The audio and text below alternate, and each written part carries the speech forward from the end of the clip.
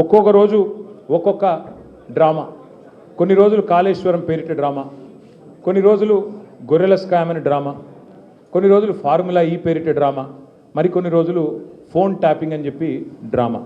ఇవాళ బాధ ఎక్కడ అనిపిస్తుంది అంటే, చదువు, సంస్కారము, మర్యాద, హుందాతనం ఉన్న ఒక పార్టీ నాయకుడిగా నేను చేసే విజ్ఞప్తి, నేను చేసే ప్రార్థన ఏంటంటే, ఈ పుట్టిన మట్టి సాక్షిగా, అంతరాత్మ సాక్షిగా అక్రమ అనైతిక పనులు నేను ఎన్నడూ కూడా చేయలేదు అనే మాట స్పష్టంగా చెప్తాను.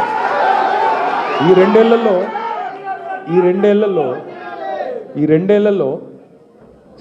తీవ్రంగా, ఈ రెండేళ్లే కాదు, దాదాపు గత 7-8 ఏళ్ళుగా తీవ్రమైన క్యారెక్టర్ అసాసినేషన్ ఎఫర్ట్ నా మీద, వ్యక్తిత్వ హననం.